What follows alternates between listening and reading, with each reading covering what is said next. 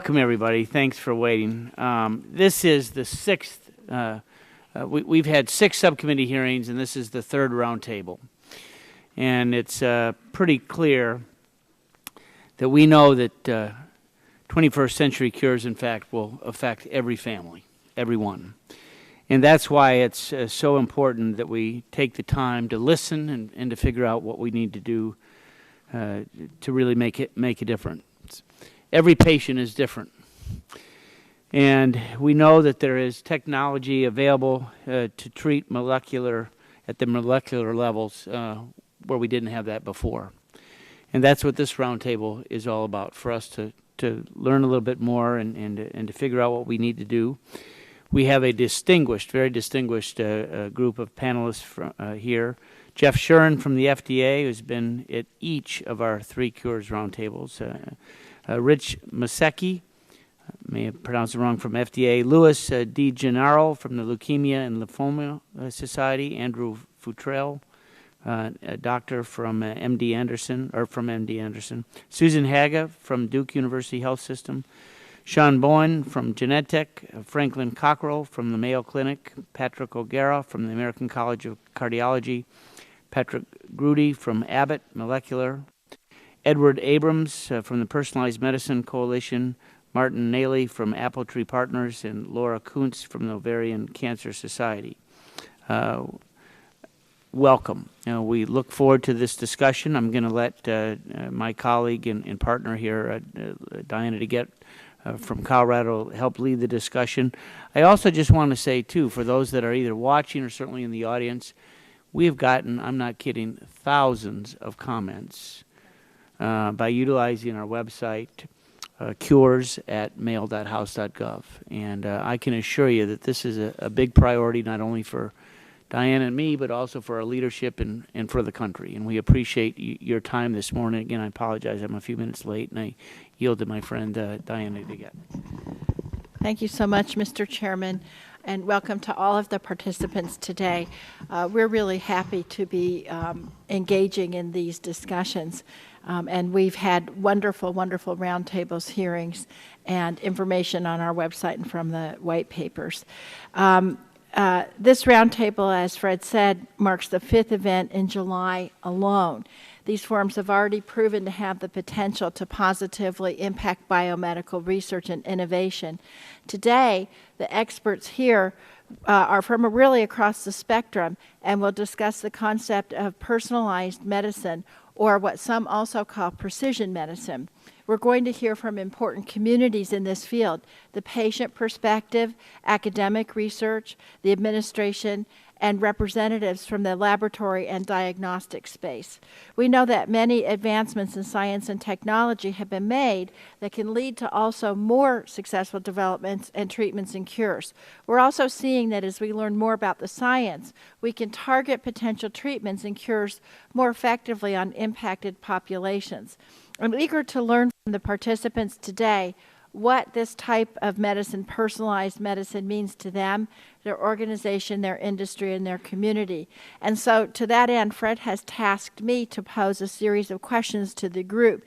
And while we would appreciate it that if everybody would keep their comments to 1 or 2 minutes in order to try to give as many participants an opportunity to contribute to the conversation, we would also hope that people would respond to things that have been said by others. This truly is, we hope, a roundtable. And so to start, I'm going to kick it off with a question for the Ovarian Cancer National Alliance and the Leukemia and Lymphoma Society, and then I would like to have either FDA participant weigh in, and then we'll open it up to the others in the group. So the first question is in 2 parts. What is currently happening in the field of personalized medicine, and what's the potential of this medicine to impact biomedical research and innovation in the future? Dr. Kuntz, we're going to start with you, then we're going to go to Dr. Gennaro, and then the FDA. Dr. Kuntz, thank you. Thank you, and good morning. On behalf of the Ovarian Cancer National Alliance, I'd like to thank So on behalf of the Ovarian Cancer National Alliance, I'd like to thank Representatives Upton and DeGette for your leadership and commitment to ensuring that bringing new treatments to patients is at the forefront of Congress's attention. I'd also like to thank the committee for the opportunity to share the ovarian cancer patient perspective. I'm going to take just a minute to talk about the past, present, and future of ovarian cancer personalized medicine. 20 years ago, Mary Claire King discovered the BRCA1 and 2 mutations, better known as BRCA, which can dramatically increase a woman's risk of getting breast or ovarian cancer. Even though BRCA mutations are relatively uncommon in the general population, many women with ovarian cancer have them. Since the discovery of these genes, researchers have been hard at work trying to figure out why some women with these mutations get cancer. And they have found a class of drugs that can target these specific tumors. Today, a promising class of drugs called PARP inhibitors are in clinical trials. These drugs can specifically kill cancerous cells that have a BRCA mutation, and the first of these drugs might be approved for ovarian cancer within the next few years. In the future, we will also hear more about tumor typing for ovarian cancer tumors for all women with ovarian cancer. This was a hot topic at the latest meeting of the clinical oncologists just last month. These tests will be able to analyze a person's specific tumor and predict which drugs will work best and which drugs patients should avoid. Although this technology is still in development, it holds great promise for designing personalized treatment regimens in the years to come. I'm excited to imagine a time where we can positively alter the course of people's health and well-being through personalized medicine, and I look forward to the discussion here today. Thank you so much, Dr. Gennaro. Thank you very much. On behalf of the Leukemia and Lymphoma Society, I'd like to thank the committee for listening to the patient voice. I consider myself a fiduciary for 1 million Americans who are currently living with the consequences of a blood cancer diagnosis, leukemia, lymphoma, multiple myeloma. Of course. I can tell you firsthand that these patients want and urgently need new and effective therapies. The Leukemia and Lymphoma Society exists to find cures and to make certain that all blood cancer patients have access to quality, affordable care, and that their diseases are appropriately treated. Since our inception, we've actually deployed over $1 billion in research funding to help develop new therapies for the blood cancers, and have touched the discovery and development of virtually every treatment that's currently used to treat the blood cancers. To get a window into what the next 5 or 10 years looks like for blood cancer patients, all I really have to do is point to the great success we've had in the last 5 or 10 years. I know the committee in the past has heard from Dr. Brian Drucker and heard about the paradigm-shifting research advance that he made a dozen years ago with the discovery of the tyrosine kinase inhibitors, drugs like Gleevec.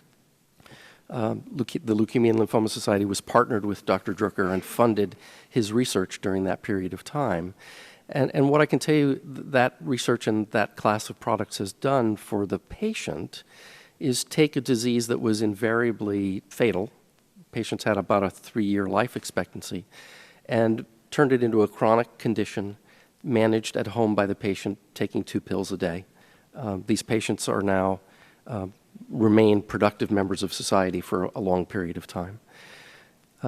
With the advances that we're seeing in the better understanding of the hematological malignancies and the new technologies coming forward, if we are able to put in place thoughtful incentives for drug development and for the development of companion diagnostics, if we can lay out a clear regulatory pathway for the successful approval of those diagnostics and those therapies, and if we're conscientious about reining in costs, I'm going to stick my neck out here and say within the next 5 to 10 years, for the vast majority of the hematological malignancies, the blood cancers, will have a Gleevec chronic myeloid leukemia type of scenario where we'll have the therapies that will be able to be applied so that patients can live long, productive lives. Thank you. Dr. Scher and Dr. Massa, who? One of you want to comment? Well, Chairman Upton and Congresswoman DeGette and other members, thank you very much for the chance to participate. I'd like to build off of some of the comments that have been made already. And for starters, personalized medicine for the FDA is really about taking medical treatment and really tailoring it to the individual characteristics, needs, and preferences of each person. And we think this is an opportunity we can move beyond just even treatment and even start to focus more on prevention. And the real linchpin here is having accurate and clinically meaningful diagnostic tests. Now, if you look at the future, and I think it's even here today, one of the things is going beyond just tests that look at like an individual mutation or individual genes. Look at the entire genome of patients, where we may not even know the answers today, but we have the genome already laid out. And 3 years ago, we started to work with the developers of what's called whole genome sequencers because they were struggling, we were struggling with how do you show that test is accurate? Here's why. There are 3 billion building blocks in your genome. There are about 3 million different variants. You can't show accuracy to all of that. So we work with the companies. We got data. We work with the National Institute for Standards and Technology, and we gave them funding, and we helped develop a reference standard, a subset of genes that if that sequencer is fairly accurate in looking at those, it's good enough for the rest of them. And then we went further, and we said, you know what, the science is now developed. We're going to down-regulate these. If you just want to use a sequencer to identify, the array of genes someone has, then you don't have to come to us for pre-market review. Go ahead, look at that reference standard, make sure you meet it, meet some other controls, and that's good enough. And we think this will start opening up where all of us are going to have our genome sequenced. They're going to sit in an electronic health record, and it's there to help diagnose you in the future if you need it, but help companies, like Genentech and Abbott, now pool that data and start looking for new cures and new diagnostics. I want to leave you with one other thought, though. Personalized medicine isn't just about diagnostic tests to identify what the right drug is for you. It actually be about personalized devices. All of us have different anatomy. We have different physiology. And you can actually make technologies to meet those needs. So we've been doing that already.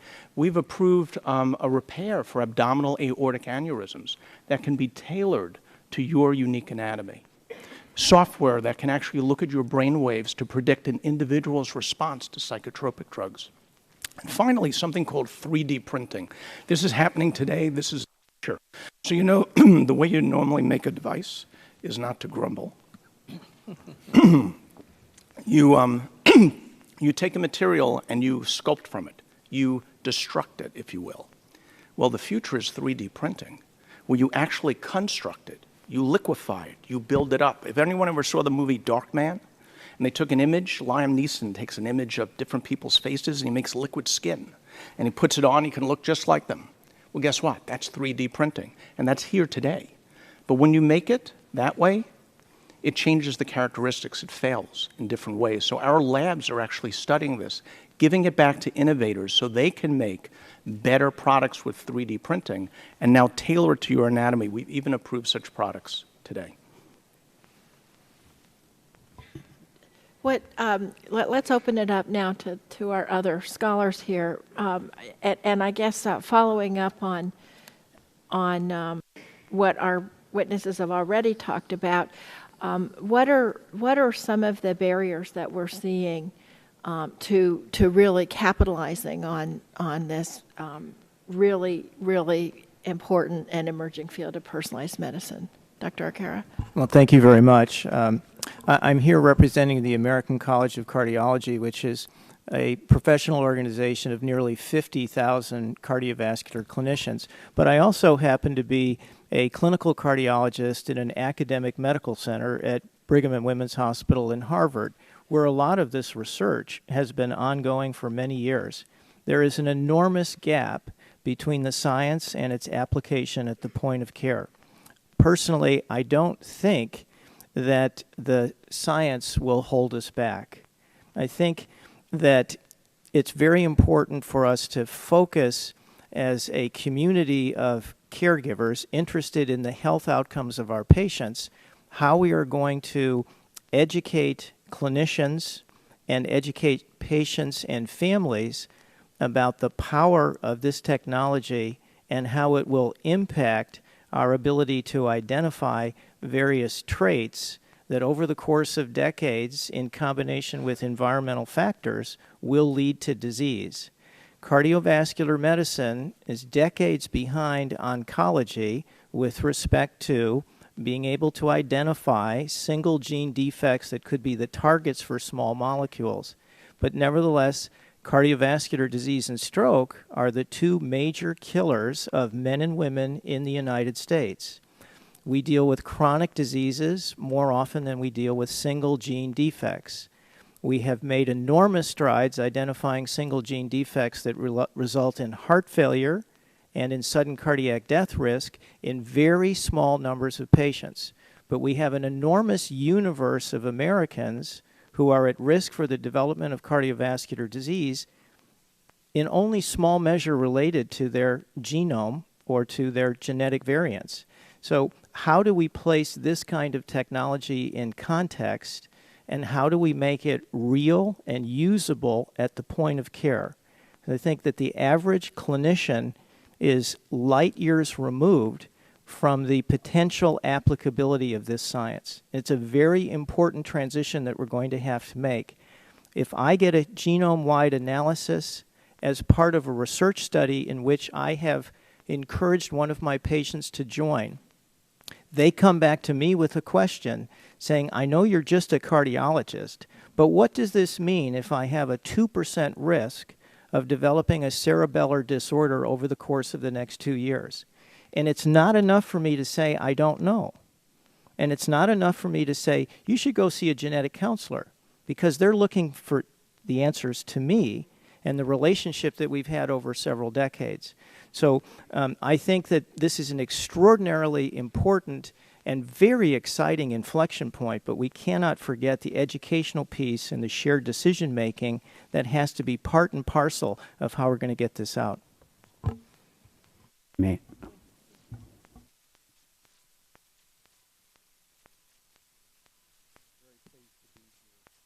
Very pleased to be here representing Mayo Clinic. What I've heard already is very exciting, and as an internist as well as a pathologist, I'll make a couple of observations. One, we're progressing, so as an internist I see patients have in the past. We're moving from more experimental approaches and off-label approaches to more refined approaches towards providing care for our patients. And what was said about the leukemics is amazing, because when I first started practicing, leukemics were just observed, and you watch them slowly die. Now we have a much more precise approach towards that, and that precision for a period of time is empiric. It's not exactly refined, but I think that's an example of what we've done with diagnostics and also observational studies with patients and trials to define what is best for our patients. The challenges, as Mr. Chairman was asking, are related from my perspective in the laboratory world, moving the discovery, first of all, funding the discovery. We're seeing decreased funds at the national level for discovery, for biomarker discovery, which is important and relative to the discussions here. That is a challenge for us at Mayo. We do have some of our own funding and development that is continuing to provide and close that gap, but that's really, really important. Second thing is moving that discovery, translating it to valid tests. And I like what Dr. Shuren said from the FDA perspective. You're being creative in ways to get this new technology applied towards helping our patients as quickly as we can. In this country, it's just amazing the technology that has occurred, and it continues to happen here related to laboratory diagnostics. It's kind of ahead of the translation, the biology, and we have to pull those all together in a rational way so that we can deliver safe testing to our patients. Thank you for the chance to offer an industry perspective on these questions. The there's been the discussion about oncology, about Gleevec, and I think what we're seeing, to Dr. O'Gara's point, is that we're learning about the heterogeneity of diseases other than cancers as well as we move forward. And we're finding opportunities to implement that in terms of pairing drugs and the patient characteristics outside the genome, serum markers you can measure, properties of how patients progress in their disease. One of the challenges that comes with changing the diagnosis of a disease and also trying to develop a treatment is interacting with different agencies that help us evaluate whether or not we're making the right decisions and offering the right thing for patients. And this is a place where I think we can learn from oncology and extend it outside to asthma, to rheumatoid arthritis, to ocular diseases. And what would be helpful from an industry standpoint would be to have an earlier partnership with FDA, and in particular, sort of a quarterback to help us understand what data we should generate that helps FDA really make good decisions about the diagnostic and the therapeutic and the pair.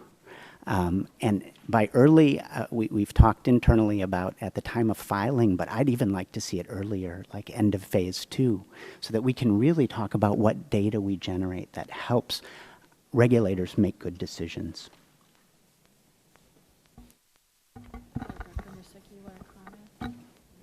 Yes, thank you very much. Pleasure to join you, and I think particularly because the personalized medicine is very much aligned with the things that we want to do at FDA to improve benefits and reduce risk for these patients. So, Congresswoman, you asked initially what's going on in the field of personalized medicine, and I think if we just take a second to look at that, that informs us very much about what the barriers are as we look at the successes. So in fact, targeted therapies have flourished. In the early 1990s, they constituted only about 5% of new drug approvals. Last year, they constituted 45% of new drug approvals. At the same time, we've been able to look at breakthrough drugs, and about 80% of them now use targeting approaches. And orphan drugs, about 60% or more are using targeted approaches. So it's really moving forward in a very fast way. And in fact, when we look at drug labeling, about 65 approved drugs today use pharmacogenomics to really inform on the proper use of those drugs.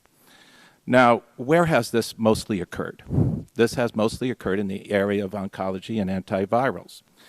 And that's a result of the scientific investments that have been made in the past. The war on cancer and on HIV have truly borne real fruit to understand the molecular and genetic basis of these kinds of disorders.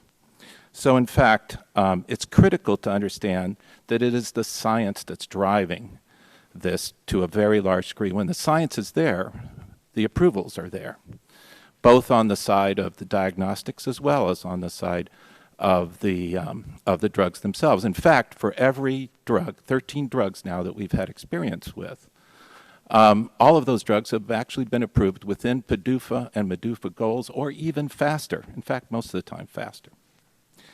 So I think it is the scientific challenges that are holding us back. That is where we need to invest into the future. We need to stimulate and develop the necessary science to move these other fields forward in the same kind of way. And that way we can move beyond the current predominant areas where we're very active.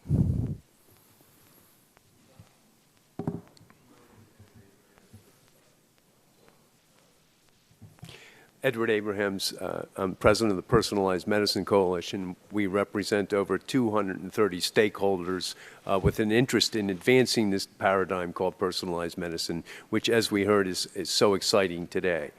I especially want to thank you for inviting me and for your attention to the problem of how, generally, how we can maintain innovation in this country in an era of constrained resources. And I especially appreciate your focus this morning on personalized medicine, because I think personalized medicine offers some opportunities to us, as we've just heard in the past 15 minutes, to improve patient outcomes while lowering total costs to the health system. I agree with Dr. Mosicki that the science is very difficult. But to answer your question about what the barriers are, there are a number of barriers between the science and the patient that this committee can address and that Congress can act on. So those barriers involved the unclear regulatory environment that we face, which has to maintain flexibility in the future. Investors don't know, although there are two routes to the market, investors are not really clear on where to go. There's extraordinarily downward pressure in reimbursement, especially on diagnostics, but also on therapeutics, which sends negative signals to the market, decreasing investment.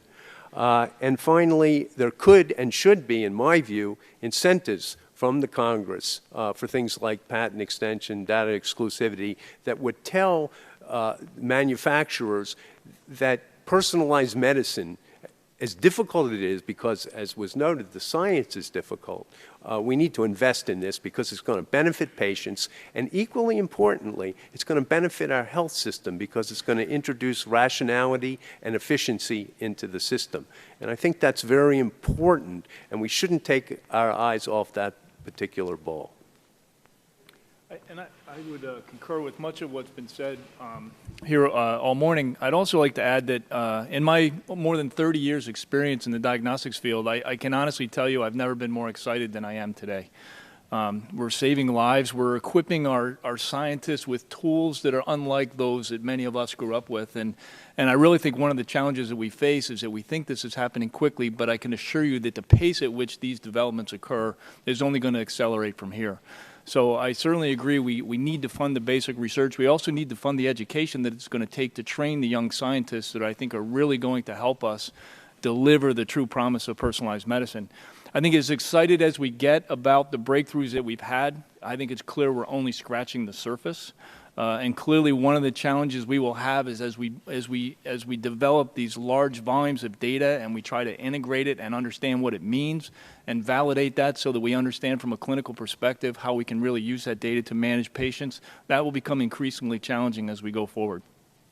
So I do think, though, and I agree with what Dr. Shuren says, if I look at it really from the perspective of industry and what we've seen, I know in some of our experiences with our companion diagnostic programs, we've seen some incredible openness with the agency. We've had some very good dialogue early in the programs. We've seen a completely different approach to that, I think, than we may have seen 10 or 15 years ago. So while there remains a lot of work to do from a regulatory perspective, and I think it's very important that we understand really FDA's position on the regulatory perspective going forward and the things that they have identified and the approaches that they intend to take. I think the signs are very encouraging. I think FDA understands the importance of taking innovation from the laboratory and getting it to the patient bedside. And I know we look forward to working with them to develop the framework to do that in a risk-based way that is meaningful for all the parties involved.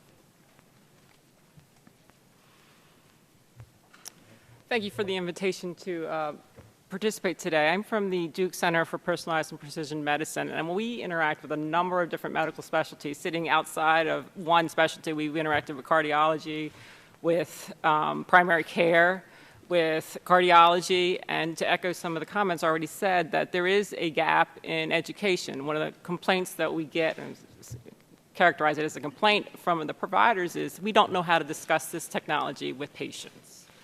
And if personalized medicine is inherently patient-centered, that's a huge gap that we need to address. What are the tools that we can develop and test and pilot that will effectively engage patients, to bring them up in their awareness, to participate in their decision-making about drugs, about tests, if they're optional, about lifestyle interventions they can take on their own that is complementary to their lifestyles. Shopping at certain grocery stores may not be feasible for some folks, so how else can we facilitate them to adopt a healthy lifestyle? These are all parts of the personalized medicine spectrum, and it's an area that we've struggled with developing, especially when you get outside of, especially in Durham, or you get into the more rural communities that are underserved, that are facing chronic illnesses. And we actually will go out and teach them how to use an iPad. And these folks have never picked one up, let alone a smartphone. So taking a step back, that smartphone apps aren't feasible for these groups, that we need to use messaging and get their cell phone if they have. And if that's not feasible, then we do health coaching and actually call them up and interact with the patient that way on a very personal level, but engaging them to adopt and empowering them to figure out how to improve their lifestyle and whatever illnesses they may be facing. So I just wanted to bring that to the committee's attention, that personalized medicine is patient-centered. We have to work intimately with the patients and get the providers to engage them as best as possible. In the primary care setting, it's difficult. They're very constricted in their time. How do you introduce a pharmacogenetic test in a primary care setting? It's almost nearly impossible at this moment. Well, thanks very much for the opportunity. I'd like to speak just briefly about sort of perhaps more on the research side, particularly with respect to oncology, and I echo some of the comments that have been made. Tremendous progress over the last decade, fueled largely by huge investments and international efforts in genomics, understanding the fundamental underpinnings of the disease, to the point now we have remarkably effective therapies for getting responses in patients, and we're beginning to see sort of the tip of the iceberg, in my view, where we're now beginning to leverage that insight into understanding just how complex the disease is. So I think one of the barriers, just thinking about oncology and moving forward, is understanding that we have to move away from this very snapshot-driven view of a patient's cancer in time, that we take a sample once and we understand, we know that that cancer is evolving, changing, adapting to all the therapies we're throwing at it. They're nefarious beasts. They will overcome almost anything you throw at them. So moving away from that snapshot-driven view, but also thinking more about a more comprehensive view, in particular in the context of cancer patients, and comprehensive genomics in that we deal with the acquired events in the tumor, a BRAF mutation in melanoma, for instance. But what about the context that occurs in? We all look different in the room because we're all different at the genetic level, but how does that influence the interaction of what's acquired in the tumor and what the host, if you will, brings to the table? And I think we really need to pay attention to the issues of this interaction of the germline and the somatic events in the context of what comorbidities the patient may be bringing into the context of cancer treatment, understanding the influences of risk, the risk of toxicities. I think it's a very complicated sort of area to be thinking about, but leveraging sort of whole genome sequencing to get an insight into the germline, but very much in the context of how you marry that up with a somatic view of what the tumor has acquired. And I think the real struggle we have is we keep moving the bottleneck from very difficult to generate data. Now we can generate data in giant bucket loads. And now we move that data. We have very fast computers to house that data. And now we're struggling at the point of being able to analyze it. The analytics, and to the other speaker's point, how do you make that information usable? How do you make it, distill it down to key components that we understand at the moment, while keeping an eye on the continuous analysis of it so we can extract other features from it as we go along? I think those are, to me, are some of the real challenges and opportunities. It's a really exciting time, but challenging. Thank you. Mr. Naley.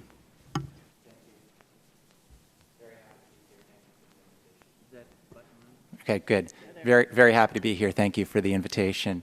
I really agree with some of the things that have been said so far, especially about the difficulty that physicians will have in keeping up with all this information as it comes along.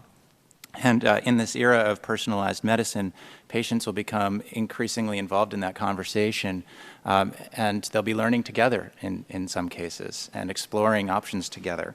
I attended something in Washington a couple of months ago called the Rev Forum, hosted by Genentech, which was a fantastic forum filled with patient advocates who very strongly voiced an interest in being more involved in that dialogue.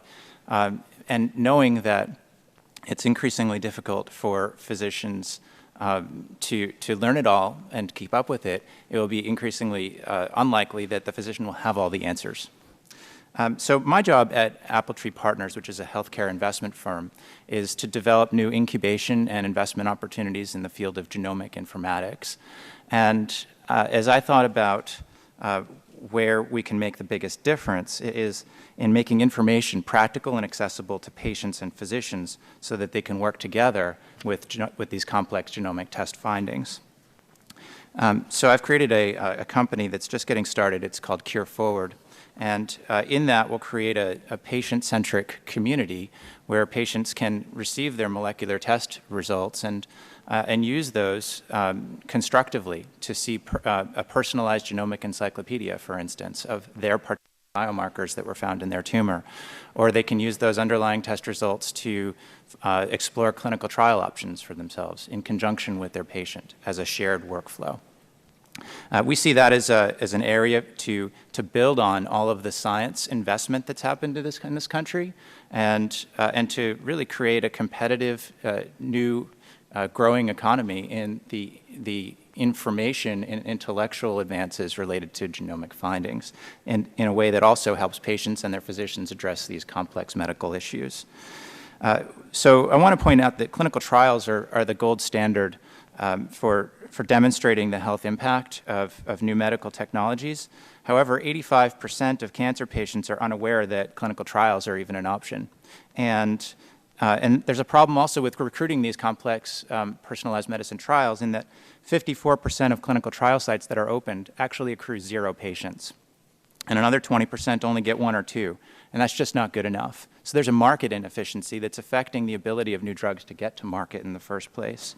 There's a potential here to address some of those market inefficiencies and build on the tremendous investment over the last decade. I believe that we're at a crucial juncture in personalized medicine and that science and discovery have progressed at a breathtaking pace. And now we're going to have to move beyond technology and make it more practical for users, exploring new business model innovation in conjunction with all this scientific innovation, and that there will be other projects like this one I just described to do that. It's an area that the U.S. is leading, that we can continue to foster, and that that we have a chance here to reinforce our leadership in this 21st century sector. Dr. Cockrell.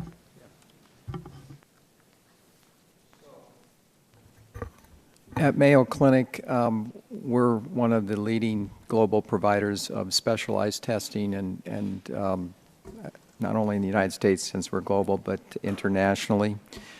We develop 150 new tests per year. Many of these are specialized tests. We have a test ordering repertoire of close to 3,500 unique tests. And what I'm going to say, I think, has relevance to a lot of the really great comments that have been made. We believe that tests have to be adequately validated, and we can get into the specifics of that, but there has to be regulatory oversight. We agree with that. As Dr. Abrahams has mentioned, regulatory was one of the issues, as I recall, that may be a barrier, not from the perspective of adequately validating tests. We believe in that at Mayo, and many of our academic colleagues believe in that. It's a matter of the regulatory oversight that's not organized, it's multiple groups, and it's not harmonized. And so what we would love to see that would improve this redundancy, if you will, and move this technology forward would be to see cooperation, harmonization between the federal regulatory agencies, let alone the states that we deal with as well. That's one thing. The other thing is reimbursement that should relate, of course, to the validation, and that hasn't been coordinated very well with validation and oversight from regulatory agencies. And then what Dr. Haga mentioned, and then Mr. Naley, is very, very important. You can imagine with 3,000 tests what physician or any physician extender would understand every one of those. And so what's really important, not only at the patient, from the patient's perspective, but from the ordering physician or physician extender perspective, what do all of these mean? What is the appropriate testing to do? And we put a lot of investment into test utilization. We have over 80 algorithms that are iterative approaches to proper utilization of testing. Don't overspend on testing. Make sure that you have interaction with all folks involved, including patients, in an informed pathway to what should be ordered. We have a 24-hour, 7-day-a-week international call 800 number that facilitates that and will escalate even questions that people may have to the Chief Executive Officer, myself, because I do take call for that as well. But that's just to indicate the complexity, as Dr. Haga mentioned, and Mr. Naylor did. So there has to be a form for us in understanding and facilitating, understanding testing and facilitating the educational component as well, so that we utilize tests appropriately. Thank you. All right, members with questions? Frank, and then Joe. Frank Pallone.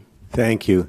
I just wanted to, sort of a general question. I was thinking I'd ask Dr. Bowen, at least initially, but the whole issue of funding. In other words, I always worry when we talk about NIH or FDA about whether we're going to have enough dollars, because they're always short around here. And it just seems to me when you start talking about personalized medicine in terms of the regulation or FDA's approvals or NIH funding, I mean, what are we talking about here? Is this going to cost a lot more? I mean, some of you have talked about investing in it, in a private sector, but from the federal perspective, what is that going to mean in terms of our ability to fund this or regulate or fund the regulation? I don't know if you wanted to bring it up, or maybe Dr. Shern too. 'Cause I was. So I can start. Sure. Certainly. Thank you. I think Dr. Masicki made a point of how we've seen progress in areas that are very well funded, and he took HIV and oncology. Our portfolio. Speak up just a little bit. Oh, I'm sorry. Our portfolio at Genentech is quite oncology focused, and I think it's exactly right. We've benefited greatly from the war on cancer. In other areas, I think if we fund them better, we will see benefits for diseases like asthma, for rheumatoid diseases. I can't tell you the cost. The one other part of funding that we sometimes are concerned about is in our interactions with FDA, making sure that they are adequately resourced to attend scientific meetings, to form their own opinions about where these things are going. We often will bring in our version, our information, but it's very helpful to have more smart people thinking about these very complicated problems and have them be very well informed. So that's a place that might have high impact early. I mean, Dr. Shern, I mean, I'm just thinking to myself that, this could be overwhelming in terms of the amount of dollars that are needed for FDA or NIH. I mean, what's your response to that? Am I just becoming paranoid, or? Well, certainly for us, we've been beefing up our expertise in personalized medicine over the past few years, because we've got a window on the technologies that are coming down the pike. In fact, we've established a division for personalized medicine in my center, and it's why we invest in the science that will help support bring these technologies to market. The other is, and I completely agree with Dr. Bowen about providing good clarity. So we are actually working on guidance to clarify that pathway for co-development of a drug with a companion diagnostic.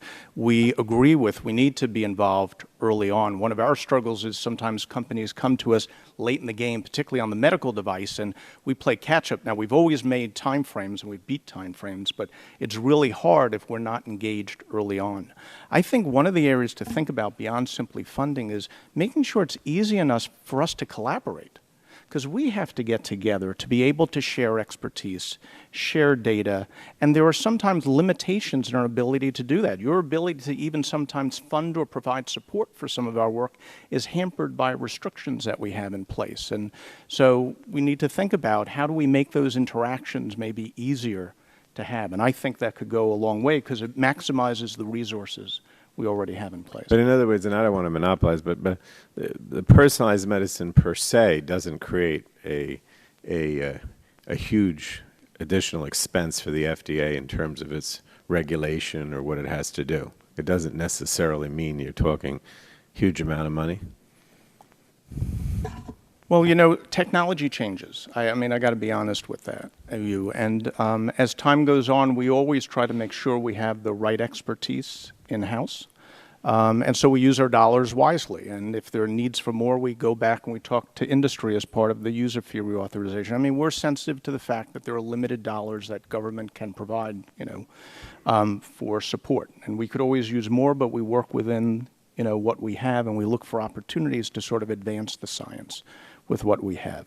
And I think to date, we've actually done well. I'd like to see more of these opportunities for collaboration, that we can better leverage what's in existence. I turn with the American College of Cardiology. We've had wonderful collaboration here on how we make a better collection of data about technologies that are out there on the market. We can make better use of information that's actually generated today, but we're not doing that. And some of those barriers are not necessarily all resources. It really is about the opportunity to collaborate. Excuse me if I could jump in, but I think the other aspiration here is that from a clinician's point of view, I wish for all of these smart people to make me smarter and to be able to predict more accurately what kind of problems my patients will develop so that I can actually prevent them from hospitalization and from readmission and from some of the major expenses that are such a huge sink with respect to kind of the healthcare dollar that we're currently spending. And I think that it's an aspirational goal, and somebody could say, well, that's really quite Pollyannish of you. You're quite naive. But I think if we don't have some kind of aspiration in mind that we're going to provide better care, more effective care, and possibly less expensive care by being smarter about it, then I think we've sort of lost the bigger picture here. Dr. Abrams, and then we'll go to Joe Pitts.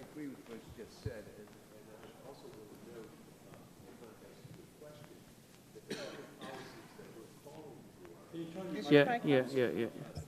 The public policies that we're calling for should not involve increased public monies. That is to say, if we can clarify the regulatory environment, less downward pressure on reimbursement for diagnostics, and incentivize industry to co-develop diagnostics and therapeutics, all of which could be done without investment of public policies, we would see this promising science move forward quickly that would benefit patients, as was just said. And also, we also argue, help the healthcare system save money, which is, as we know, a major imperative. So the promise of personalized medicine is great, and we do need to have a bigger vision about it, I think. Okay, I have Joe Pitts, Betty Castor, Joe Barton. Joe. Thank you, Mr. Chairman, and thank you for sharing your expertise with us. We've had 6 hearings and several roundtables, and we hear a lot of exciting ideas, and it's really great. I hope some of you will help us develop some legislative vehicles. We heard an idea thrown out at one of our hearings about, we have organ donors. What we need are data donors. And I'd be interested in reaction to that. And what needs to happen to ensure these advances in personalized medicine are utilized appropriately in hospitals and doctors' offices around the country? And I have so many questions, but I'd start with you, Dr. Futrell. You mentioned that we're very good at collecting and housing data, but our next barrier to consider is around data analytics, or the methods we use to analyze this data. What are your thoughts on the importance of data analytics, and what steps do you believe we need to be taking to support its broad and effective use? Well, thanks. It centers around a couple of key points in my view. One, in the context, even taking the clinical trial sort of a slice of the pie, so to speak, we have to make sure that we have high standards about data quality, quality assurance, that we're collecting research data and clinical data, and we're actually explicitly now bringing those two things together. There's been a culture of sort of keeping research data over here and clinical data over here, and on an individual idea or project basis, those two things are brought together around a particular question. But I think we're sitting on a massive opportunity here to do away with that almost single investigator-driven idea and merge those two things much more explicitly now. And that opens up the door to saying, well, actually, now we have thousands of patients with thousands of data points around a particular question, we're now able to leverage the commonality across those patients, and you move from a conceptualization of essentially personalized medicine to much more what would probably be that realm of precision medicine, where you're going after the commonality and how that exists in the context of how each patient may be different, but you've got the data to back it up now. You can begin to analyze that. So I think doing multivariate data analysis, bringing 10 different data types together is incredibly complex. And we take advantage of industry partnerships where they exist. There's very smart people thinking very big thoughts about these things, and that's one of the things we've been trying to do at Anderson. Reach out, explore those particular partnerships. Don't try to do everything in a homegrown fashion, which has sort of been the academic mode of going after some of these things. And I think that really doesn't hold up very well, in my view. So I think we need to think much more about partnership-driven models, how we leverage the information from every single patient to learn something about that patient, whether we're getting standard of care, whether we're on a clinical trial, whether they had a great response or whether they didn't have a great response. And I think that's the real challenge, and it involves partnerships. I think there's a huge role to play in educating the next generation of essentially computational, big data scientists, biologists, whatever you like to call them, insofar as we have the opportunity now to know what the shape of that thing looks like and begin to institute training schemes that build and push people towards being the next generation of people who are going to inherit these large-scale data sets we're all committing to generating. And from the last standpoint is, as you said, sort of a data donor sort of idea is opening up silos of data around positive, negative trials, around individual research merged with clinical data from individual research institutions, because that's how we're actually going to learn this broad commonality pattern that may be existing in a tremendous amount of noise. And I think that's the real key to it, to my view.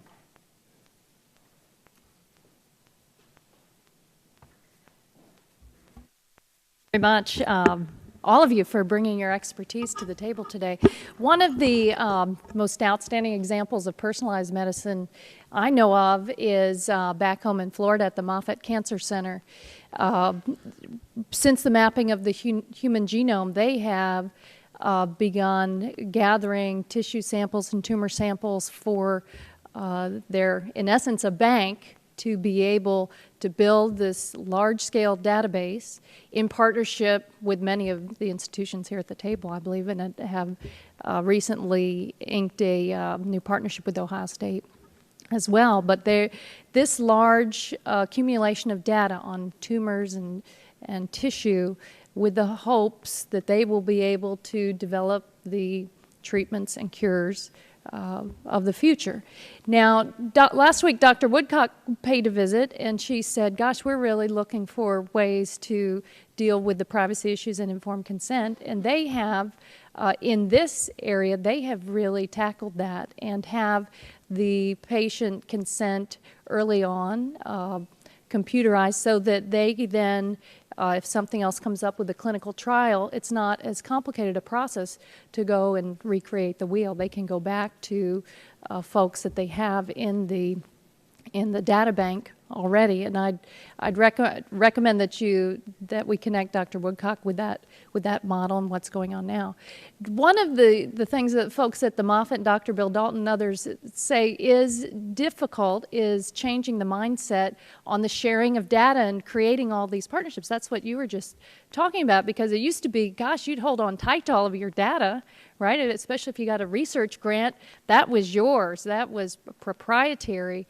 And it would seem that mindset isn't going to help us meet the challenges of the future. Maybe some of the folks at academic medical institutes can talk about that. Is this something that needs to be done legislatively? I would hope we wouldn't have to do that, but what are the challenges there? Maybe Dr.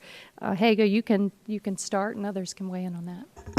I think if you, excuse me, I think if you look back in probably the last decade, NIH has really encouraged a lot of data sharing, and it's something all grantees have to address in their proposals of the data that you're generating that is supported by federal dollars, what comes of it. And you either are sharing it in an open repository that the government has set up at NIH, or you are going to make it disclose that you're not sharing it for whatever reason. So I think that has greatly encouraged open access of data that is de-identified or anonymized in order to protect the patient's privacy, or excuse me, the participant's privacy. There are other groups that have come about that are both combinations of industry, of professional organizations, of and academia that have recognized the benefits of sharing rather than hoarding, for lack of a better word, and keeping data private, because the exchange of data will benefit all. And it's hard to predict up front, you know, during the discovery phase of what is out there until you've seen the whole data set. And so I think there are efforts, and perhaps Dr. Abrahams can speak to more of it with PMC, but efforts amongst various stakeholders to broaden the sharing and open the doors onto these data sets. At Duke, as well as other universities, there are recently established within the last few years faculty that are dedicated to big data, to the training of scientists to do the analysis of this, computational programming, informatics, it's all required, both on the university side as well as the medical side, because with the advances in the EMRs, and there's a huge treasure trove of data, clinical data that can be analyzed on its own or paired up with research data, with the consent of the patient. And as you said, with Moffitt and the establishment of a biorepository, many universities have also done that, but it's a matter of the data that's being generated through the biorepository, linking that up with clinical data, so we can actually conduct longitudinal studies or look for trait gene disease associations, certain outcomes, so forth, that may inform new tests, new diagnostics, new ways of managing certain patients. So I think the field has progressed. I don't know if it's completely open at this point, but another comment I would say is the quality of data is important. Data is not of a standard level yet, especially with the sequencing. Given the different platforms that are used, different testing technologies, you can see differences in the quality of the data, and that has been a concern, especially with the informaticists. They can actually look at their screen and see differences when they compare two data sets of quality. That's going to hamper analysis and lead to a need to repeat certain studies or to broaden that data set to get some good quality data. That's also true on the clinical side, that until you can really standardize definitions of certain phenotypes or certain diseases or traits, that's going to, you're comparing apples and oranges potentially. Joe. Well, first of all, it's just a coincidence, as soon as I'm about to ask a question, that Frank Pallone and Congressman Griffith both left. Yeah. That's just pure coincidence. I'm sure Chairman Upton and Chairman Pitts and Diane thank y'all, but we appreciate all of you private sector folks and public sector folks coming. This working group is probably the most, to me anyway, it's the most exciting thing that the committee's doing this year, so I'm glad that y'all are here. I want to ask a basic question, because to me, the practice of medicine by definition is personalized. I think to say personalized medicine is redundant. I mean, I don't quite get that. So my question would be to Dr. Shuren, is there a regulatory definition of personalized medicine? If so, what is it? If not, do we legislatively, is there a need for us to put a legal definition into law what personalized medicine is?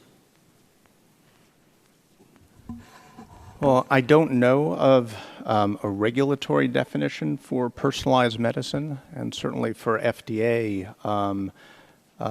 we don't necessarily need for our end. Maybe there are other areas where such a definition would be of value.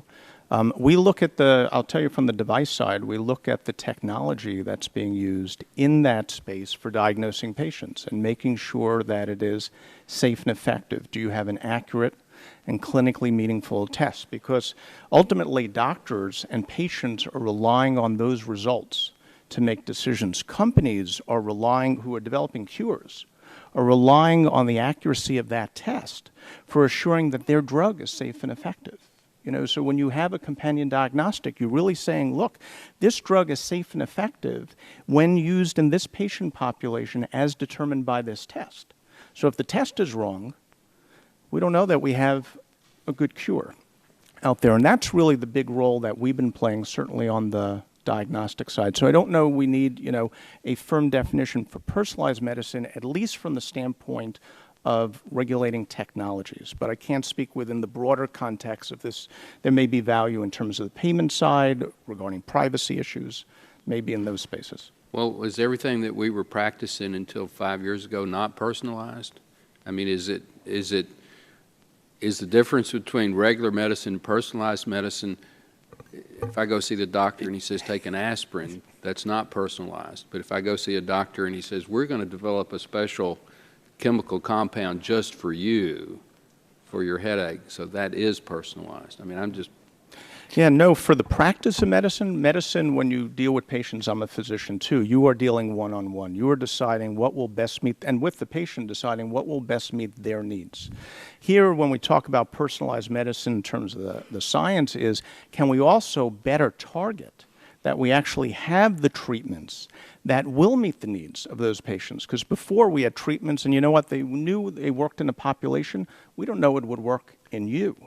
Now we're getting to the point where we can know, and we can even design treatments that will specifically meet the needs of that individual. That's the way I think the world has changed. Okay, but before we go, wait just one second. So before we go to Dr. Abrams, Cockrell, Secchi, and Renee Elmers, let me just say one of the things we'd like to hear as part of this discussion is when we sit down with pen and paper to actually draft legislation at the end of the year, and as you all know, move it next year. What are some specifics that we need to know to expedite this process? Because, as Dr. Kuhn said, it's exciting in terms of the advances, but you know what? For a lot of folks, 2 and 3 years is way too long, way too long. So what are some of the things that we need to know to take these roadblocks down? Okay. Dr. Abrams, Cockrell. To answer Representative Barton's question about what's new about personalized medicine, and I would just go back to the chairman's introductory remark where he said we now have new molecular tools that we never had before that allow us to differentiate treatment. I agree with you. Physicians always sought to personalize treatment, but now they have new tools, and our job is to make sure that they have even more opportunities in the future so that 10, 15 years from now, we won't talk about personalized medicine. We'll just talk about medicine as it's practiced at the individual level. And not all of those tools necessarily dictate a drug or two. I mean, if I look at prostate cancer, for example, which is an area that we've got some work going on, what we're really striving for in the prostate cancer area right now is to try to figure out whether you have indolent or aggressive cancer to decide whether or not you need treatment at all. So again, as we unravel the mysteries of the science here, I think we'll find that not all cancer is lethal. When it is lethal, we'll tailor the therapy to your particular genetic makeup instead of what we've done in the past, which is, I wouldn't quite call it guesswork, but it certainly didn't have the level of science and knowledge behind it that we can provide today.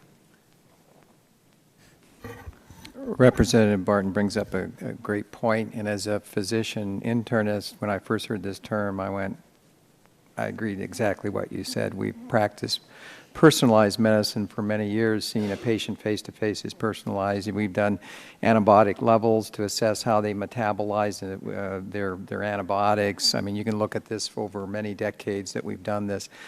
From the laboratory perspective, we look at it as more precise medicine or more precision in the diagnostics that we're doing. So the companion diagnostics, you have a specific genetic finding in a patient that may say you should use a drug or should not use a drug. You have a specific genetic marker that says that you should use more of the drug or less of the drug because of metabolism. But I have not found a specific definition for this. I think these sorts of things allow us to develop themes, and the theme of this is a lot of new technology, a lot more information about patients, their whole genome. What can we gather from that in a preventative or predictive way? And so that's my side of this, but I would bet you cannot get any specific definition. So at the Center for Drugs, I think we look at personalized medicine as from the medicine side, not so much the practice side. And so what we're really talking about is the use of a test that identifies a population where you can either improve their benefits or reduce their risks, one way or the other, and sometimes both. And I think, Congressman, that's the essence of how we define it. Now, I don't know that that's exactly written down, but we have done a number of things, Chairman Upton, to try and address this. And so maybe talking about that will help a little bit about thinking about what else needs to be done into the future for legislation. But having recognized that this combination of test and drug was really important, that they are interdependent.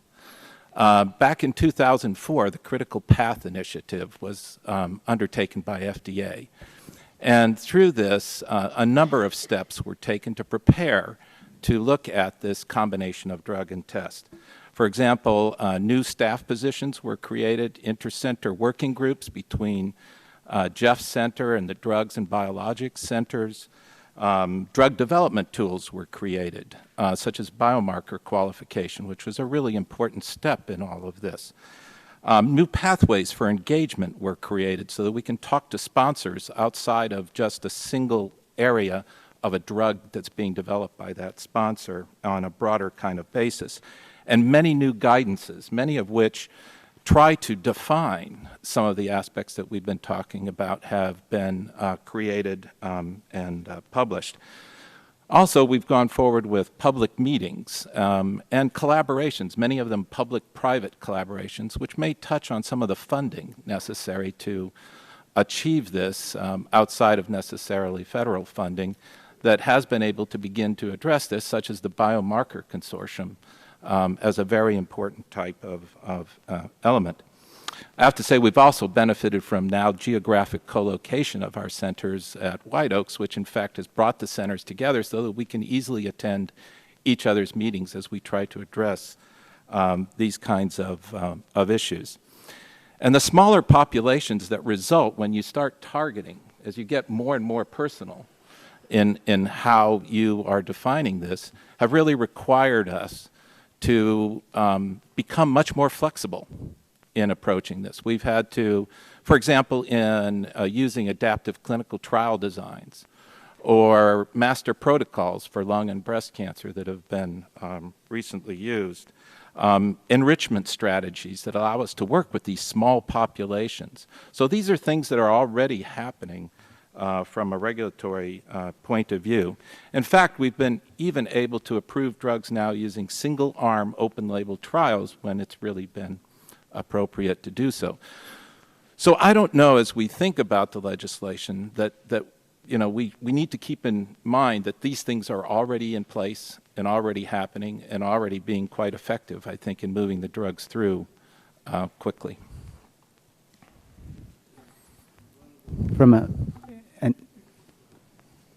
I'd like to expand on that just a little bit.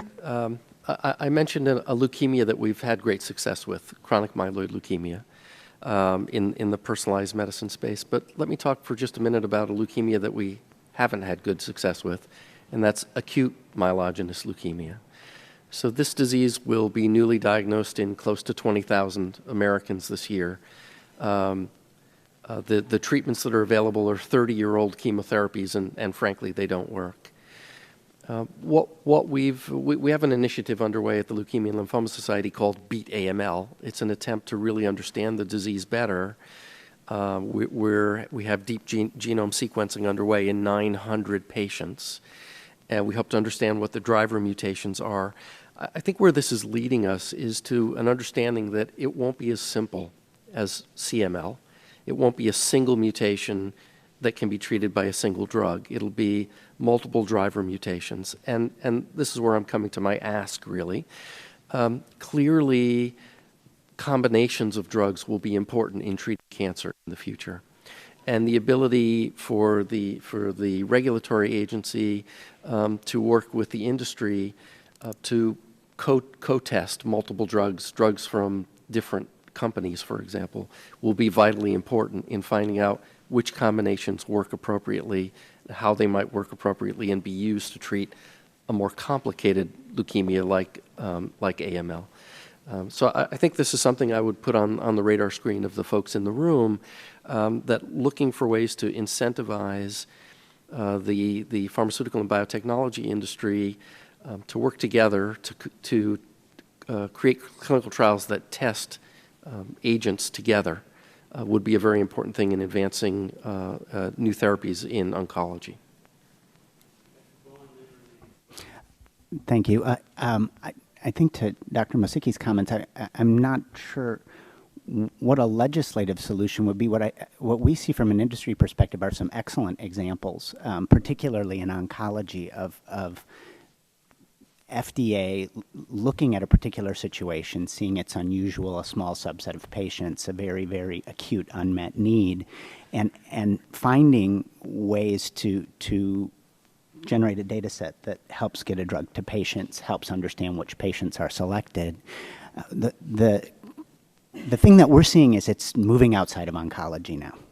We're really starting to be able to understand subsets of diseases like asthma, of geographic atrophy in the eye, causes of blindness. And it would be nice if we could take the lessons that we've learned from oncology and start to apply them outside of oncology more quickly, I think. And that's where we get this quarterback concept, that there's collaboration in the sense that we share information and we get guidance as to what properties of patient selection, what properties of drug effect need to be seen, and design programs around it. Thank you, Mr. Chairman. And I agree with your comments a moment ago that, it seems like no matter who we talk to on this issue, everyone agrees we all need to come together. This is the plan. We need to move forward, whether we're talking about FDA and pharmaceuticals and getting them to market quicker for patient care, or whether we're talking about treatments. We all agree that there needs to be a better way. So I guess my question, Dr. Haga, with these advancements that we've already seen in personalized medicine, how can we now best utilize this information, get it into the hospitals and to the doctors? What needs to happen across this country for us to be able to now utilize all this information? So a big issue that we hear a lot from the practicing clinicians, the physicians, the nurse providers, the PAs, is what's the evidence? Is there a clinical guideline? Because that's what they're going to look towards first to inform their practice. We have this test, there's, LabCorp, Quest, all the major laboratories offer it, and they're like, well, show me the guideline. Mm-hmm. Well, there isn't a guideline yet, or the guideline has said there's insufficient evidence to determine the use of this test.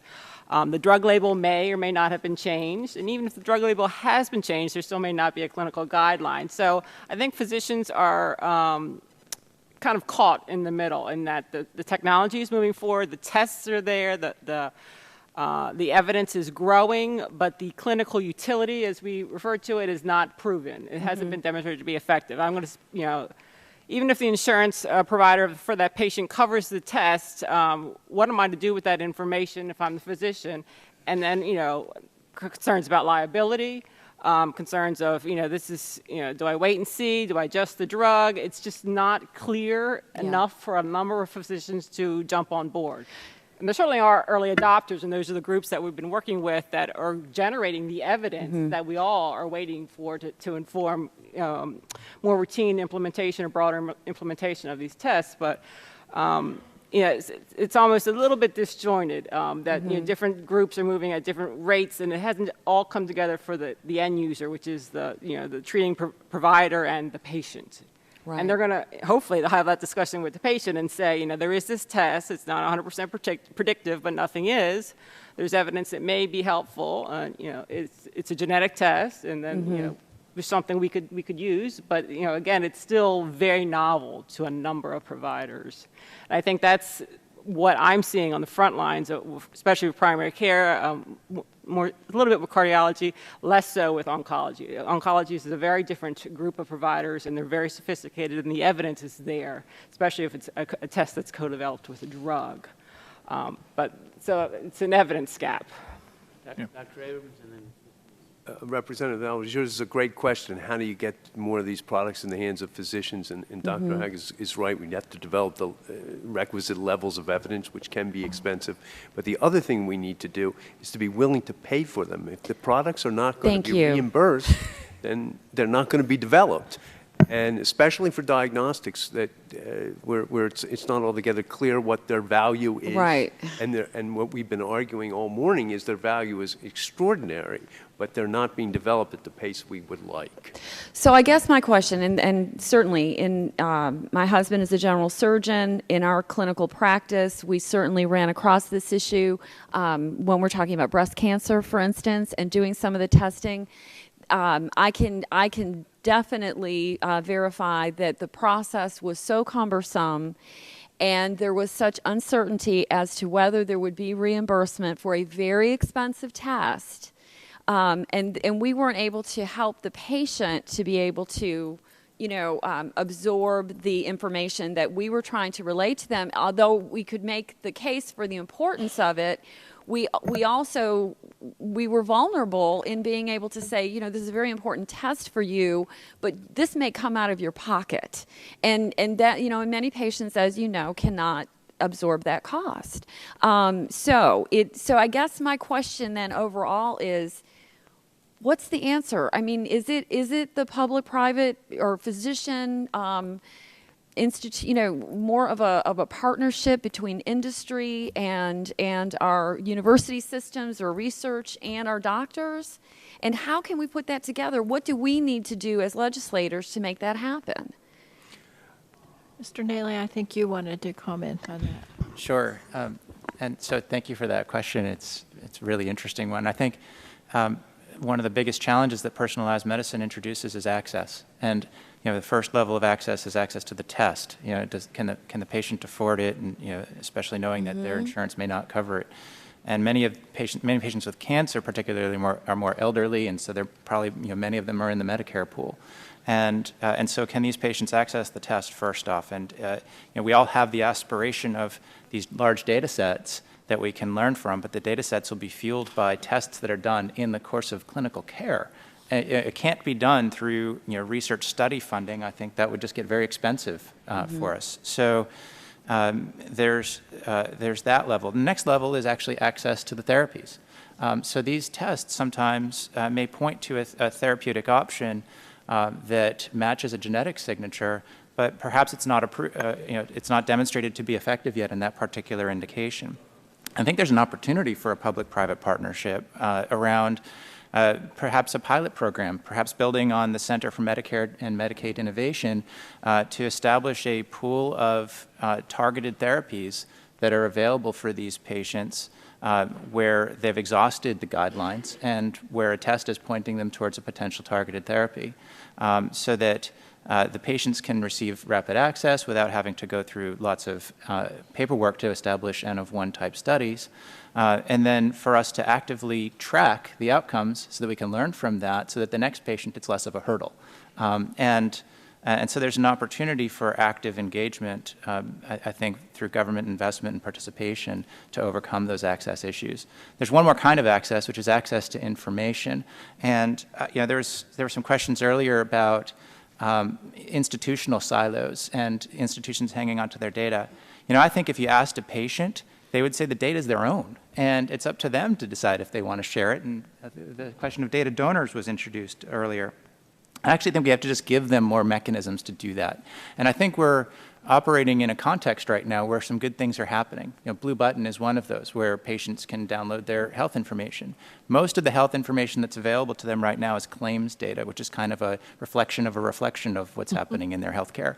And if we can make that more, make sure, drive the, maybe perhaps through incentives, make more health data, health record data available through Blue Button. And the other kind of access to data is about the test results. And I'm very encouraged by the context of this new HHS rule around patient access to their test results across all 50 states to remove a lot of the ambiguity. I think we can go further and get to a level where patients can access their underlying test results, because those really are the key to open up all these other doors to health exploration, including clinical trials. Anyone else? Yes, Dr. Fertrell. Just sort of one further comment to that. I mean, I think there's also an opportunity to make sure we're, again, coming back to this concept of maximizing value.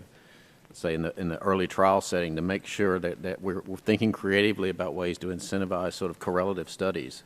So we're not just looking at the primary signal in the phase 1 and 2 setting, but also collecting information which may be just as enlightening in that context to see complicated interactions that are not readily apparent based on, you know, the current evidence up to that point that's been generated in the context of a basic research sort of setting. There's some great examples about sort of drugs that have lack of activity in a particular cancer type with one mutation that have activity in another cancer type. And that's essentially a human experiment that gets done in the context of an early trial. And if we don't fund the correlative studies, we sort of miss the opportunity to capture that. We have to circle back around to it later on when it's much more expensive. Representative Cassidy. Thank you. Dr. Mosecki, I apologize if I listened to part of this response, you may have covered it. But if we're talking about personalized medicine, then really we're no longer talking about large, randomized, crossover, double-blind studies. We're saying look at a particular molecular mechanism, intervene there. But really, we don't know necessarily what happens down the road, so you still seems in a very small, potentially, group of folks. A practical example, Down syndrome children have about a 60% chance of developing Alzheimer's by age 60, 100% chance of getting tangles by age 40.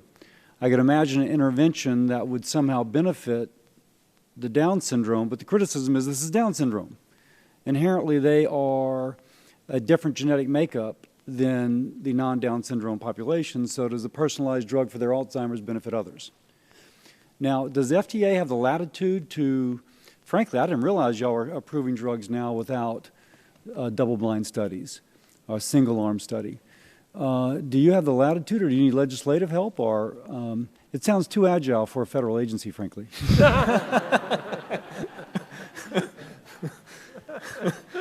Well, we're trying to apply judgment. I think as a physician, you appreciate that the basis of medicine is always really judgment. And I think there are clear scenarios where we feel that we can satisfy the statutes that exist today by applying judgment.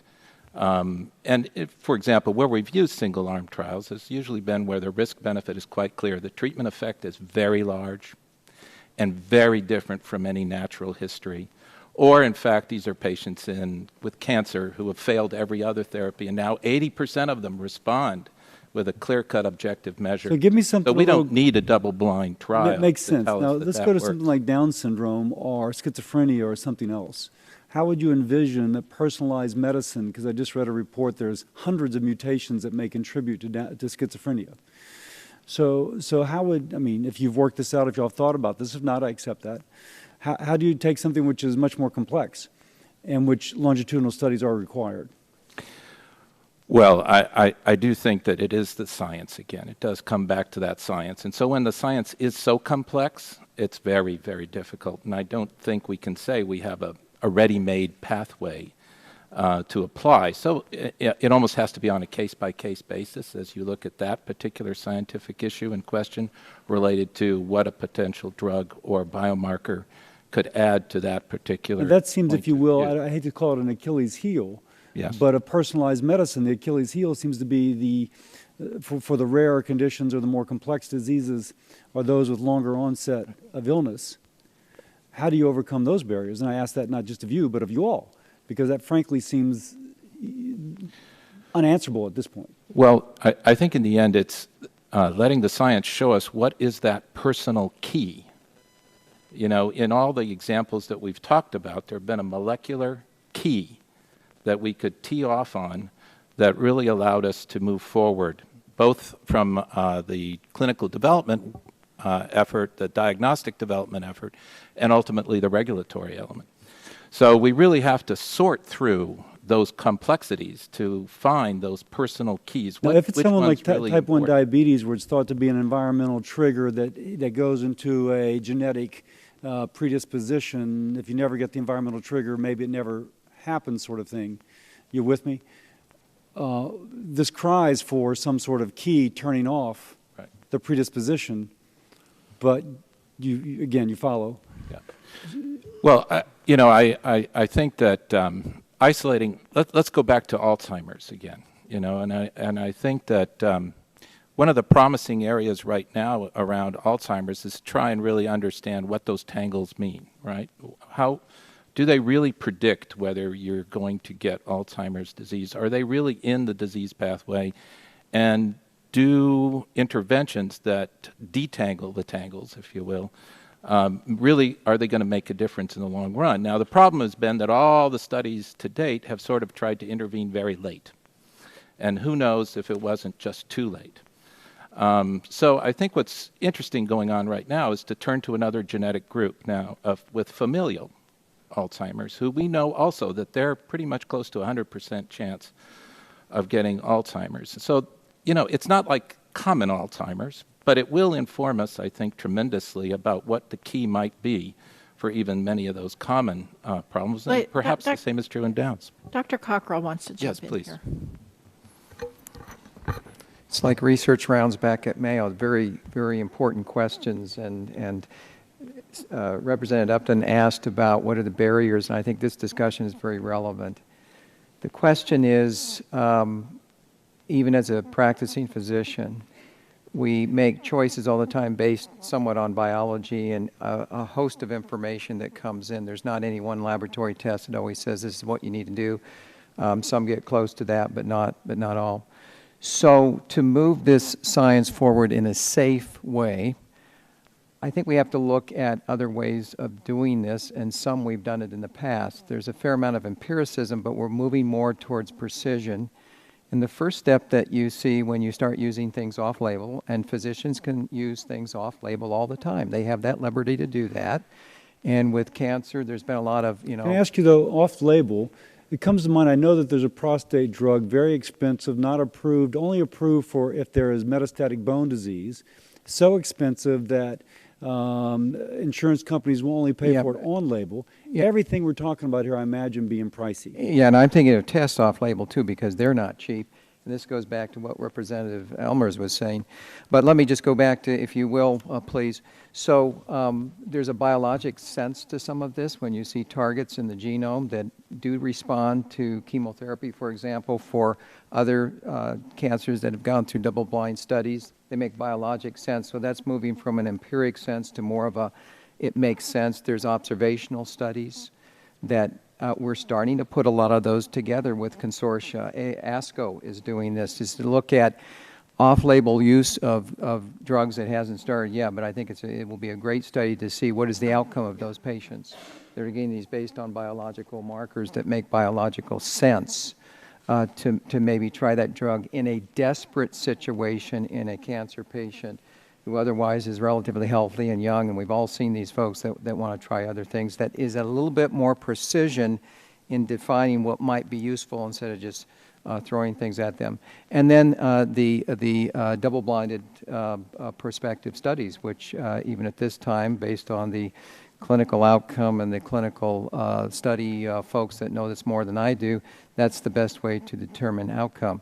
We also deal with very low frequency diseases, orphan diseases, and how do we approach that where the outcome, we can affect the outcome potentially with some of these approaches. So just some general comments related to it. Thank you. I think that Mr. Griffith had a question. Yeah, and I'll try to be quick, but I do appreciate you all being here. I've learned a lot. I like the idea of agencies being agile. I know that Representative Cassidy does too. It's one of the things that I think we're trying to do with this group is to make it more agile.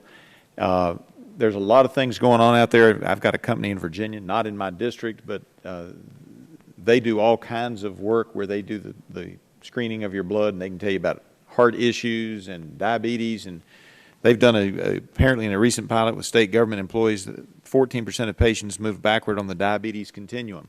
They're able to do that kind of counseling. I agree with you. I'm kind of hitting a lot of different things, but I agree with you that that data belongs to the patient. but most patients, I think, would be data donors, would be happy to be data donors, and you've got some groups out there that are willing to do that.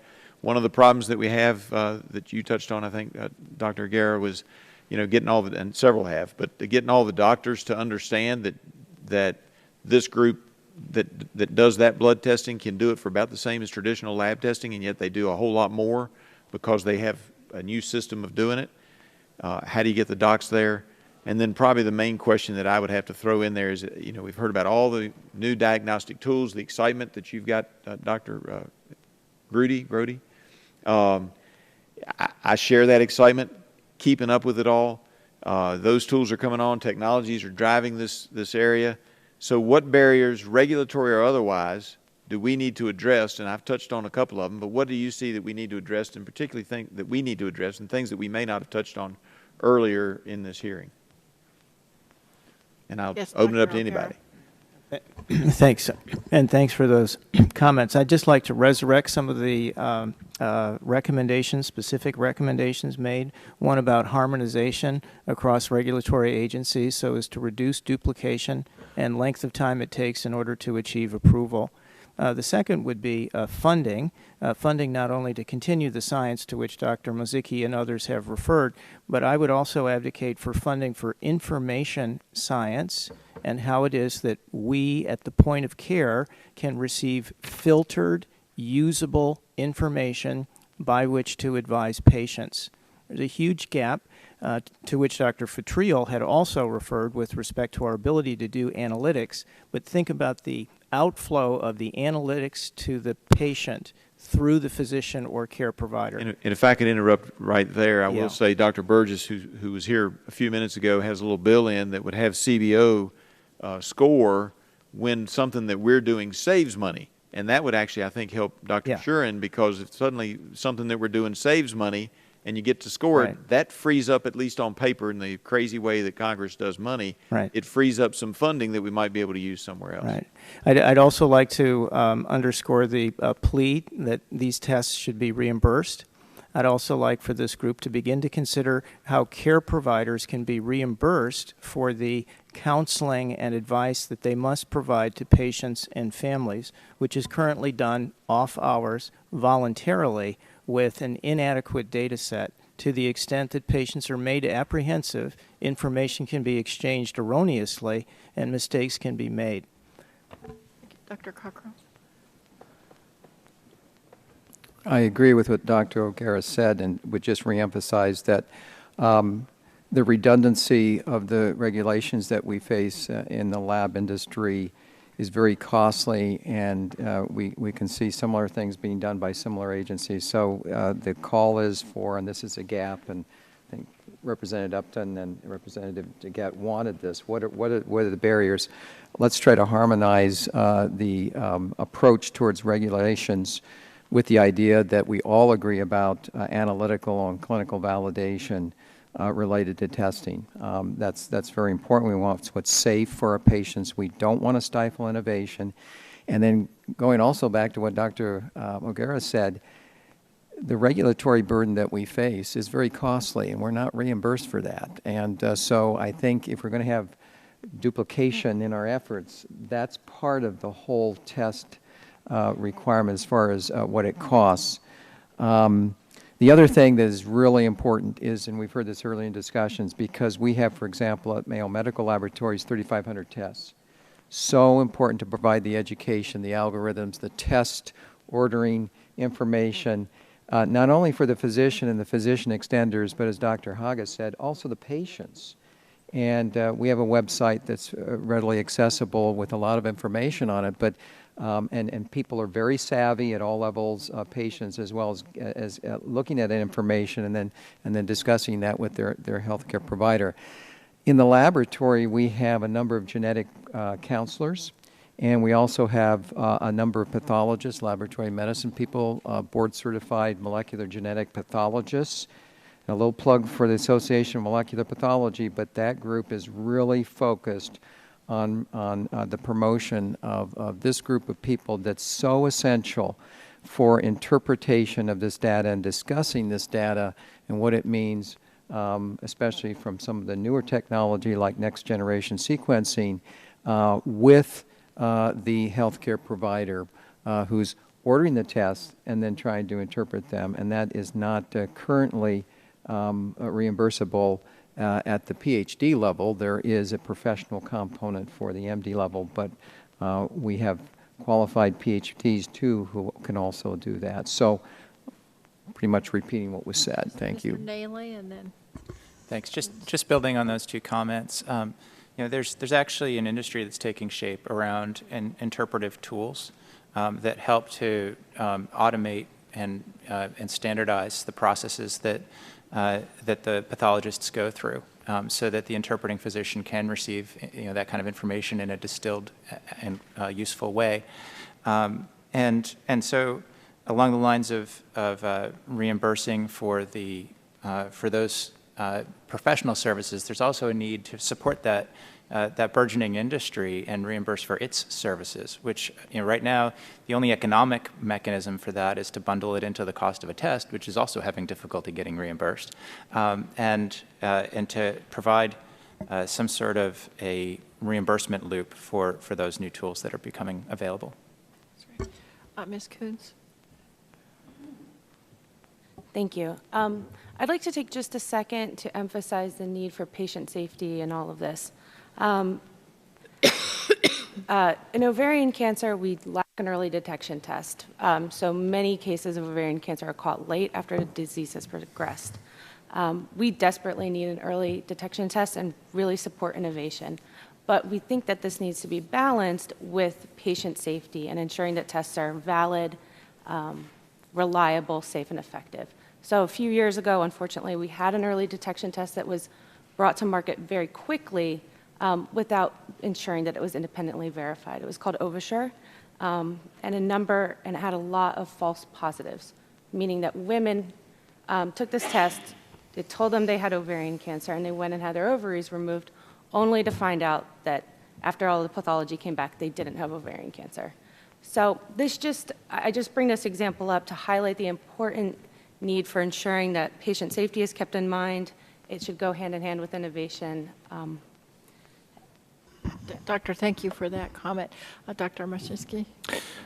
Thank you. I was trying to think about how to respond to what needs to be done more from a regulatory side on this. And one of the things that we've touched on is the fact that we deal with small populations when we target these treatments. And that allows us to have these smaller clinical trials. That allows us to have smaller development programs. That's a good advantage. In fact, I think our data shows that targeted therapies enjoy about 2 years less in their development time to get to approval.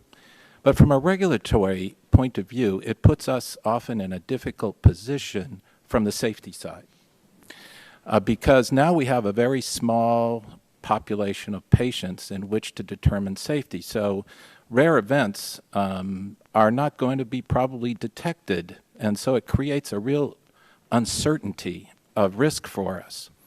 And so it takes some courage on the part to move forward when there's this uncertainty with risk. And I think whether it's a legislative initiative or a societal discussion that needs to take place about how do we balance that uncertainty and risk for regulators versus the access that patients so desperately need for those. When it's life-threatening, it may be easy, but as we move this beyond the immediate life-threatening arena, I think we're going to have to tackle this question and not be shocked when post-market surveillance comes up with an adverse event.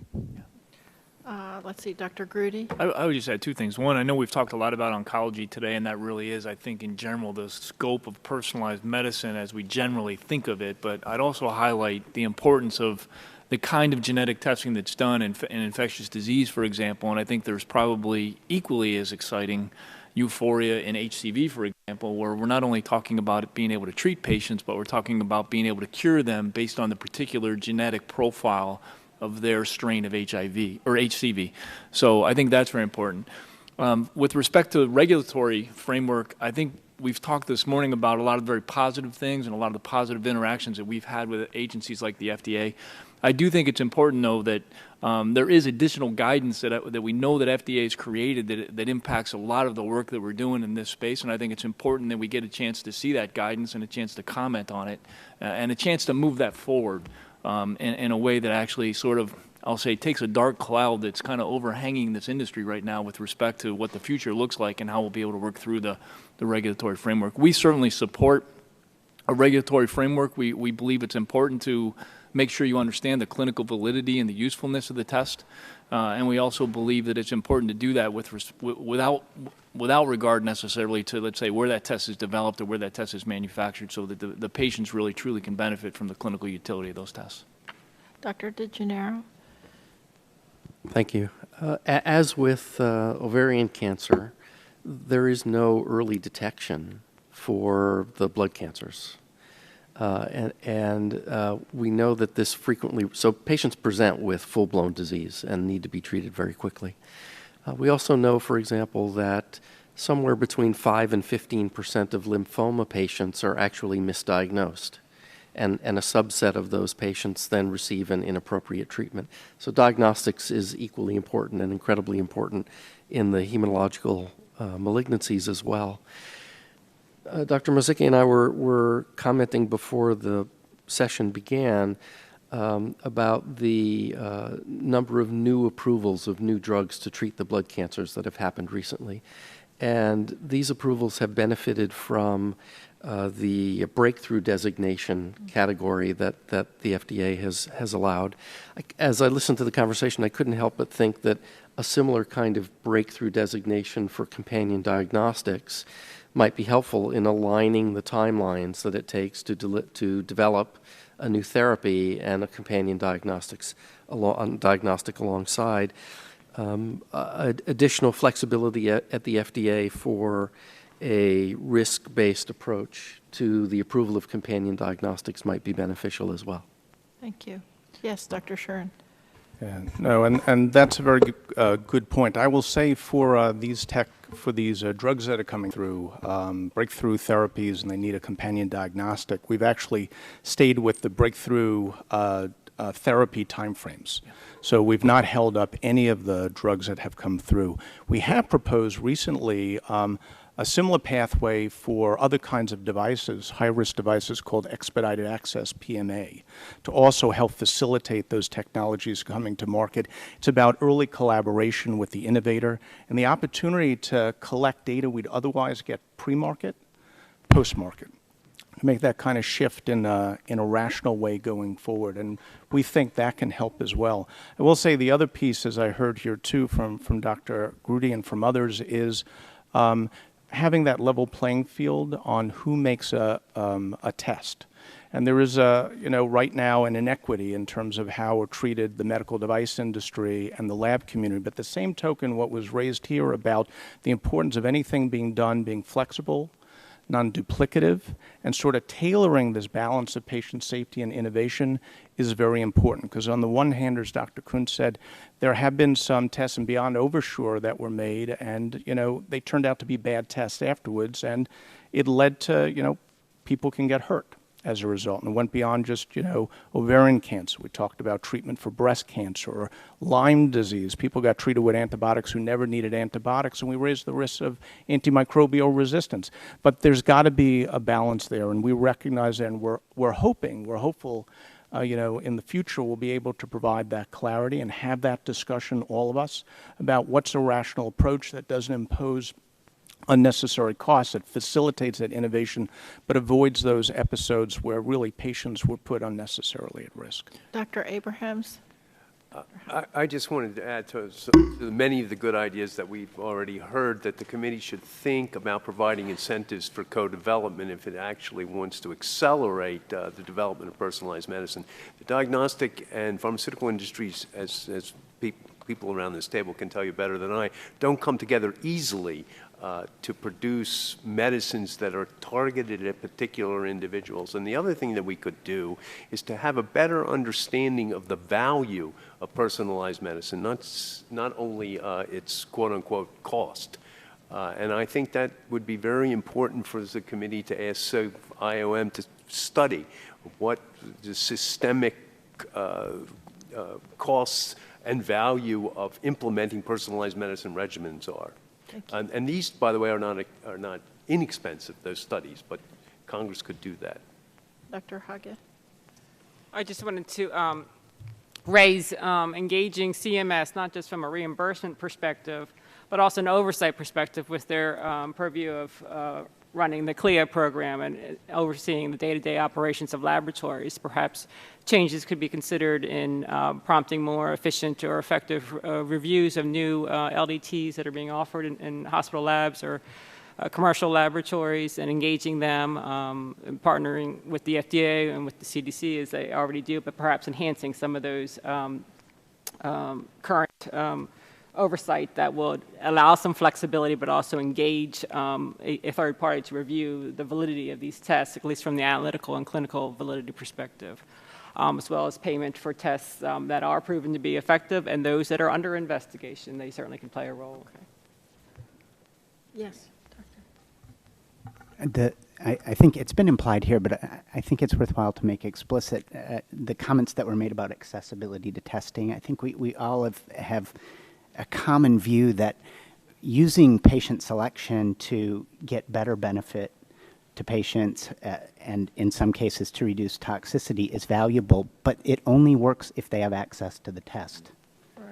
And this becomes even more challenging when you get to smaller subsets of patients, because if it's 10%, you're testing 9 patients for only one that will benefit really from the test and the treatment. And so accessibility is extremely important in those cases. And I do want to, the breakthrough designation idea with diagnostic, I think, is a very interesting one. As a representative of a company that has interacted with the FDA in a breakthrough drug, one of the things, we've talked a lot about the timelines, but one of the things that's amazing there is the ability to communicate very quickly with the FDA reviewers, and it's very helpful. Yeah. And of course, some of that takes resources to make sure we have enough FDA reviewers. Okay, Dr. Grudy and Dr. Cockrell will have the last words. Just real quick, and I'll just comment on our experience with our ALK test, which we did in collaboration with Pfizer's launch of Xalkori. All 3 parties were in lockstep with FDA. Okay, and the response from FDA, again, in my career, it was unprecedented, and it was a key part of the success that we had with that product. Now, having solved that problem, I do believe the bigger problem is we need to get started early with pharma in order to make sure that, we're developing the IVD diagnostic completely in lockstep with the pharma development, so that by the time we get to FDA, we can meet their expectations. But again, my hat's off to what FDA did in that. I found several times when I had to rally my own team to make sure that we weren't the delay, because frankly, FDA was moving so quickly. That's great. A couple of things that was mentioned, Dr. Haga mentioned. Yes, if we could, as a LDT producer, if we could see harmony between CMS through CLIA and FDA, trying to work out what is adequate oversight for these tests, including validation, credentialing of staff, quality systems, all that, that would be wonderful, because the burden of excessive and redundant regulation is unnecessary, and it just adds to cost. We can all work together. Mayo Clinic at 9/11 worked with industry, IVD, industry, Roche, and the FDA to get a test out in 6 weeks. And so, but it did take a lot of the resources of all 3 of us. And that's one thing that I worry about, and that came up earlier. What resources do government agencies have as well, CMS, CLIA, and FDA, to make sure that whatever is done appropriately and expeditiously. Thank you. I want to thank everybody for coming today, the members who came and stayed, all of our wonderful panelists. This was really revelatory. And I now want to tell you, you not only signed up to come and testify today or talk at this roundtable, but we've been deputizing everyone who comes to be now part of our team. in developing this legislation. And so, as Chairman Upton said earlier, if you have specific suggestions, what we can do as we develop the bill throughout the fall, please let us know. Let us know in writing, because we really are intending to have something that's going to change the paradigm. So thank you again all for coming, and we'll look forward to seeing you at the next one. Take care.